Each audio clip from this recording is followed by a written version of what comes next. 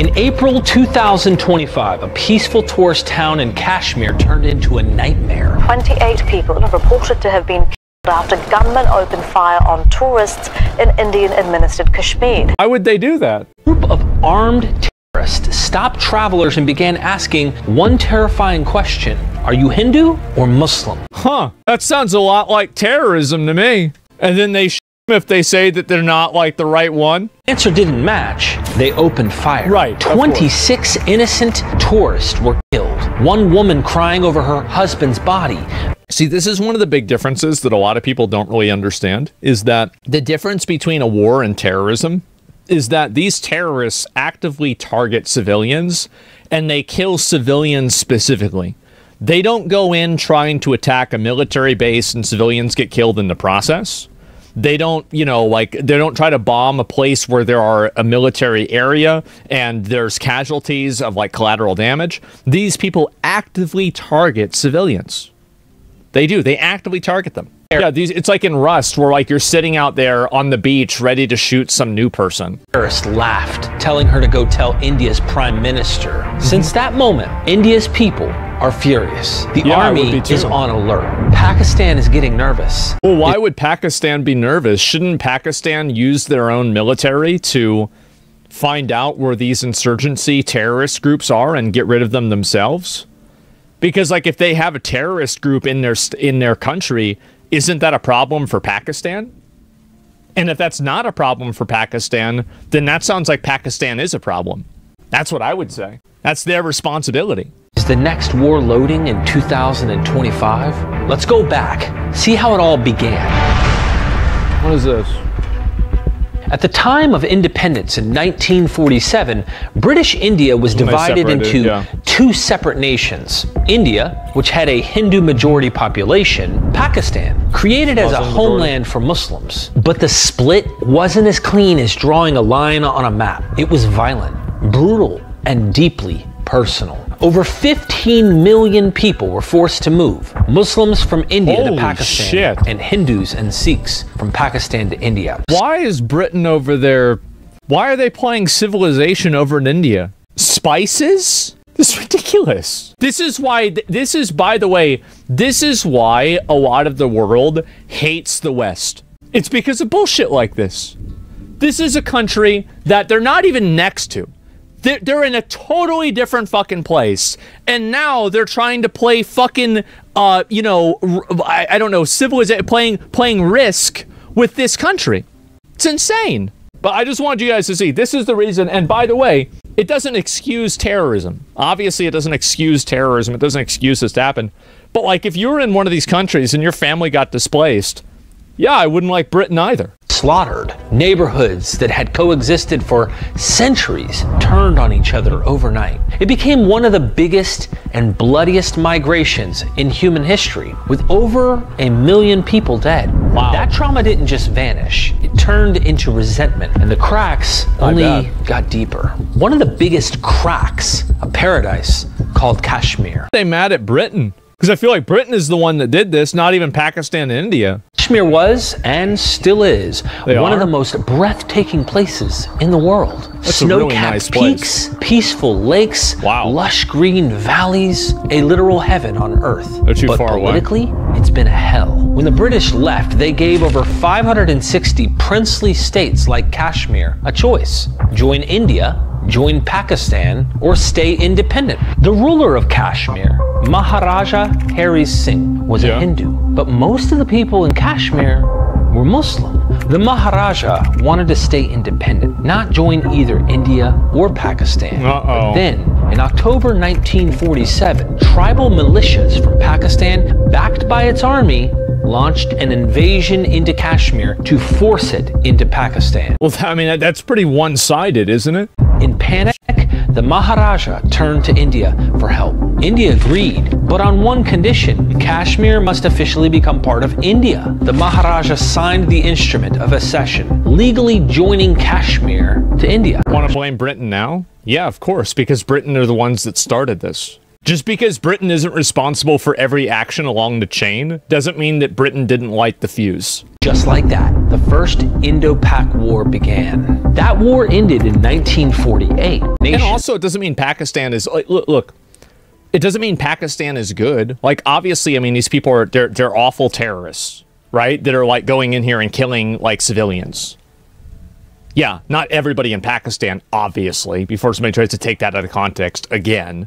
But like the people that are going in and forcing these military insurgency groups, they're awful people. They're terrible. They're terrorists. Of course. But if you can't see the downstream effect of this nation building and imperialism and how this creates these structural problems, I don't know what to tell you. Two things can be wrong at the same time. And like, do you know what I'm saying? Not just Britain.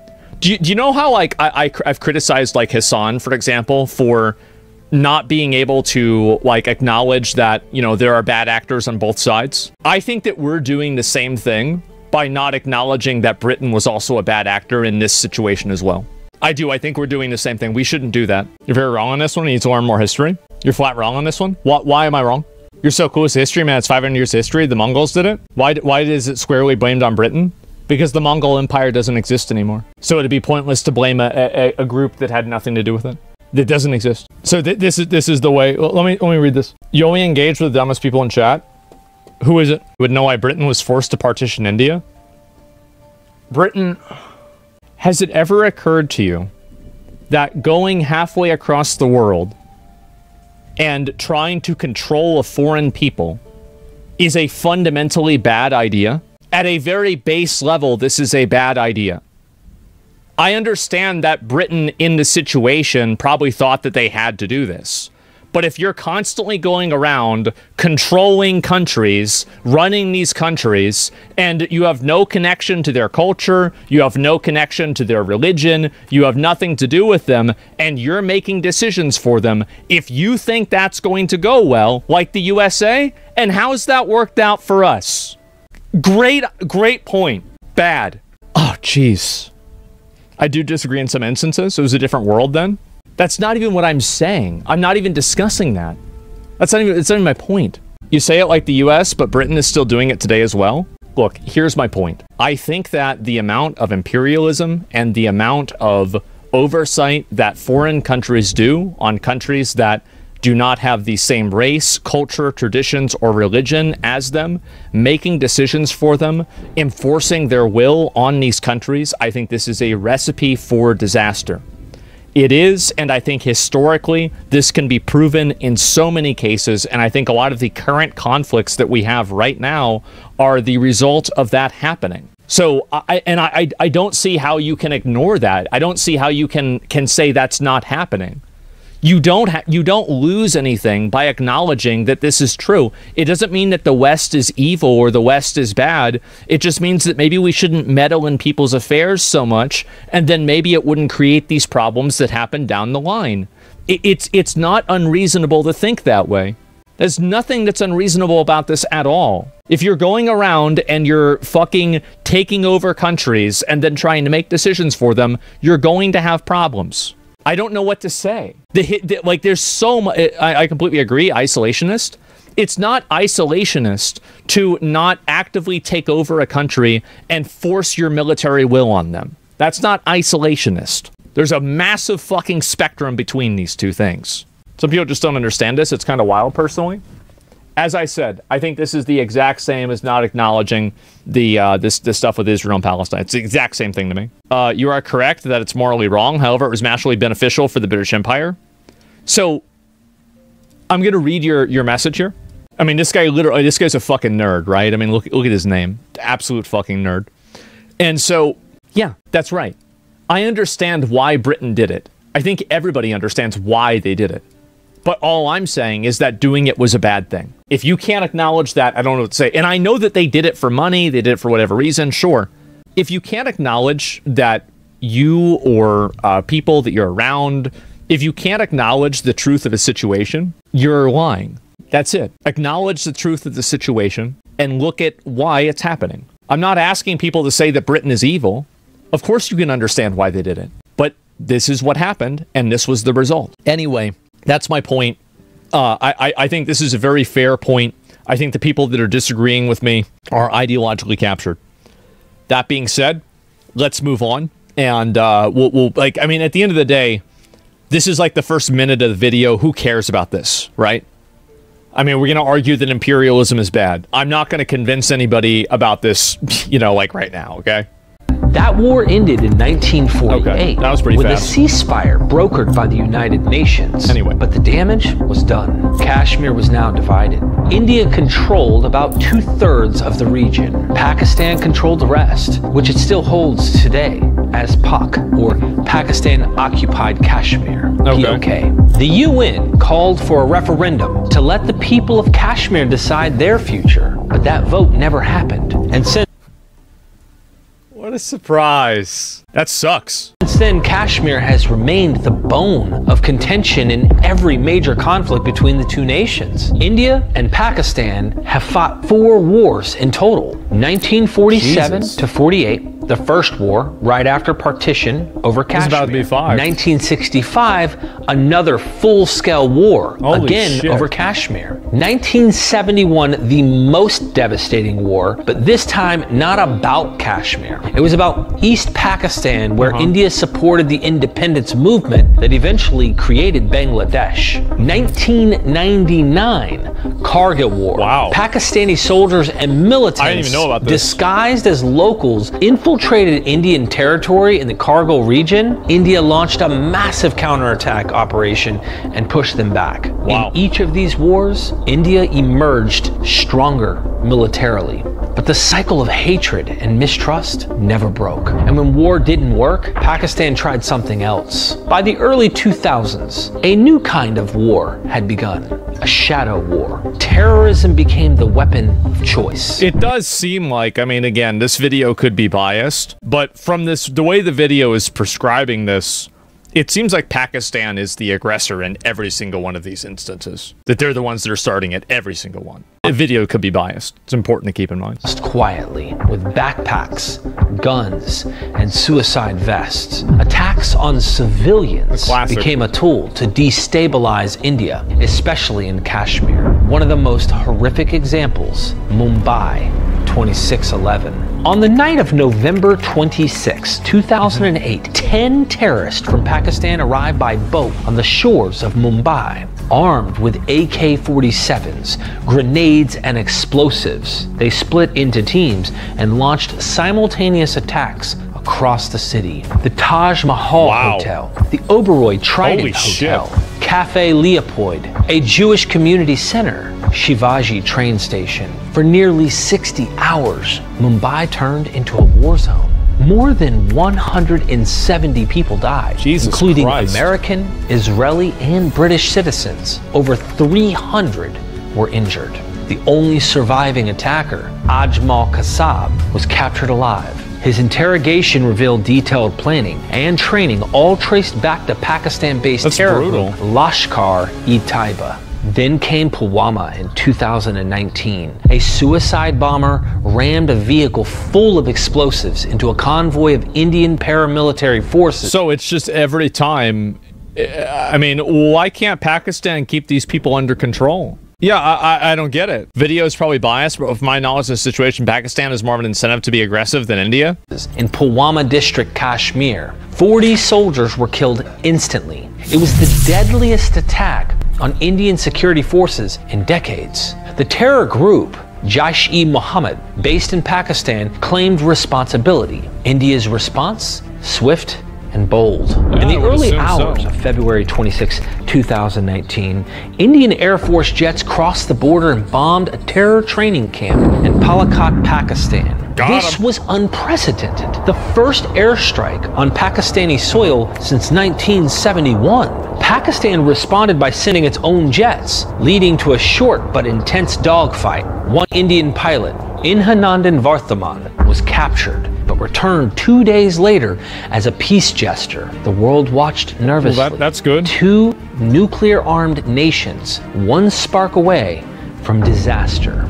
But the situation de-escalated for the moment. Still, the attackers never fully stopped. Cross-border terrorism continued. Sleeper cells were busted. Indian security forces worked round the clock to prevent further strikes. But everything changed on April 22nd, 2025, with a horrifying incident here we go. in Pahalgam, Kashmir. The scenic town of was like 2 or 3 Bahawalpur, weeks ago, yeah. nestled in the Kashmir Valley, is known for its tranquil beauty, horse rides through pine forest, and peaceful rivers. Every year, it's a draw in thousands of tourists from across the country and abroad. But that day became a killing field. Tourists, like always, had arrived to enjoy the mountains. Vehicles can't go deep into the region, so most visitors hop on horseback and local guides to explore. Among them was a woman from central India, accompanied by her husband. Their horse guide chatted with them, but something about him was off. He wasn't just asking friendly touristy questions. He started probing. Where are you from? Have you read the Quran? Oh my God. Oh boy.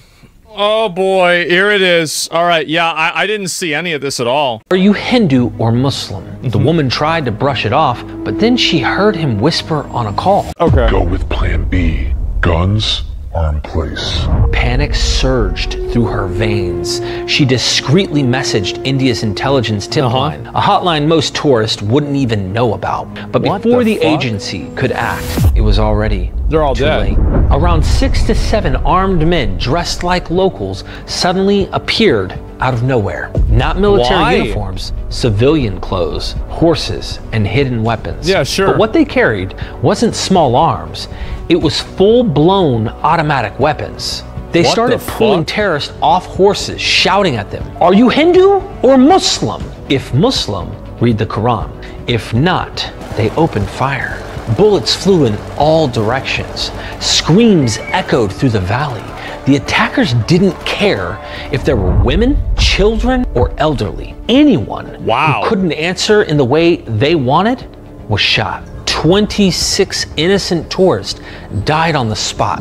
One woman lost her husband right in front of her eyes. Through tears, she shouted at the attackers, "You killed him? Kill me too!" But the response was chilling. One of the terrorists sneered and said, "No, go tell your prime minister what happened today." And then he laughed. Well, didn't they just get bombed yesterday? So that would really, you know, that didn't really work out too well for them, did it? Rings in the ears of many Indian who heard her testimony. The country erupted in grief and then in fury. Across social media, protests, news channels, there was only one question. How long will we tolerate this? This wasn't just a terror attack. This was psychological warfare. A brutal reminder that terrorism in Kashmir isn't gone. It's just evolved. And once again, all eyes turned toward Pakistan. Because here's the truth. Attacks like these aren't random. They don't come out of nowhere. These are trained operatives, supplied, funded, and sheltered, not by rogue street gangs, but by organized networks. That's insane, man. Like, it's hard to know, like I said before, right? It's always hard to know, like, if this kind of stuff is biased or not. Not every Muslim is a terrorist. I mean, obviously, like, look, religious extremism is bad no matter what you're doing, right? I mean, like, I don't know why it's hard to understand. Like, this is my stance on it. All religious extremism is bad. Any group that uses their religion to be violent to civilians and commit terrorist activities, I think should be completely annihilated. That's why I pay my taxes to the military. That's what I want the military to do. So that's it, right? I mean, and so, like, it doesn't matter, is it disproportionately affecting one religion or another? It doesn't matter. Even if it only affects one religion, it doesn't matter because it's the action that's the problem, not the religion. Began tracing the attackers' origins. Early reports suggested ties to a radicalized splinter group operating out of Pakistan-administered Kashmir. The government didn't realize all the details, but what came out was enough. And India's response? It wasn't immediate missiles or strikes. It was something smarter. Enter the water war. Let's rewind to the 1960s for a moment. India and Pakistan signed the Indus Waters Treaty, brokered by the World Bank. Under it, Pakistan would get unrestricted access to the Indus, Jhelum, and Chenab rivers. India would control the Ravi, Beas, and Sutlej. This was meant to prevent disputes over water, a resource both countries rely on heavily. Of course. It's crazy how I can see why they're fighting over this shit. This looks really nice. Oh my God, that looks amazing. Bro, like, that's out of a video game. Yeah. India began reviewing the treaty, AI? and in I a don't bold but silent move, India started diverting excess water that traditionally flowed into Pakistan. Not cutting off water, but minimizing the outflow legally within treaty terms. It was a message. You keep sending terror, we'll stop sending rivers. In agriculture-dependent Pakistan, where 70% of the water comes from these rivers, this hit hard. Well, the government issued press releases, held emergency meetings, and called it a violation. But legally, India hadn't broken anything. It had simply stopped playing nice. Meanwhile, back at the line of control, things got hotter, literally. I mean, like, this is kind of how I see something like that, is, like, I think cutting off their water supply is fucking awful, right? It is. But I think that what they're saying is, like, in the same way that the Pakistani government, they think, is probably playing stupid with these terrorist organizations, they're going to play stupid with the treaty as well. I think that seems like kind of what's going on. Of drone intrusions, sniper activity, and unmanned surveillance aircrafts being taken down. But that wasn't all. For the first time in over a year, Indian Air Force fighter jets began routine patrols across northern air zones, especially near the borders. Troop movement increased. Tanks were spotted near forward bases. Special forces began training drills close to the border. Wow. This wasn't war, but it wasn't peace either. Pakistan, already reeling from an economic crisis, a falling currency, and skyrocketing inflation, suddenly had to prepare for something it wasn't ready for: escalation. While Indian military analysts discussed precision response and surgical strikes, Pakistani generals were seen holding late-night emergency meetings. And the civilians? They were lining up for basic groceries. As flour prices doubled and fuel became scarce, public trust in the government hit rock bottom. But did that stop the military elite? Not really. Pakistan's leadership has often operated with the mindset of strategic depth, keeping the India conflict alive to justify its military control over internal affairs. But this time, with international pressure building and their economy in free fall, their bluff might just be called. Wow. At this moment, India hasn't launched a full-blown military strike, but the chessboard is set. Tensions are the highest they've been in years. Crazy that both of these countries have nukes too, which is what's... Diplomats are working overtime, and across both countries, citizens are wondering, is this the start of something big? Well, I think it probably will be, honestly. It's true, it's an effective technique usually. Do you not even one prime minister in Pakistan is able to complete full term? They were always arrested by the military.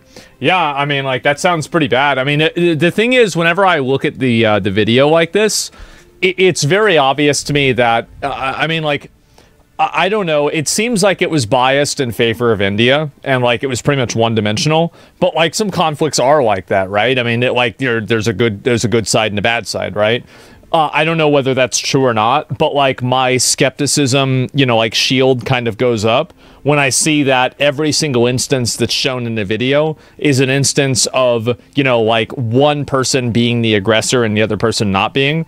And this is just me coming at it from like a layman's perspective, because I know that, you know, the way with all media is, it can be deceptive. And so when I see something that's like trying to paint a very one-dimensional picture, I do begin being very skeptical because of that. Sadly, it's the case. Yeah, I'd need to know more about it before I was sure. And why is always Muslim countries ignoring terrorist extremist groups though? I have no idea. Like I'm not sure exactly like what they're doing at all. I have no clue at all.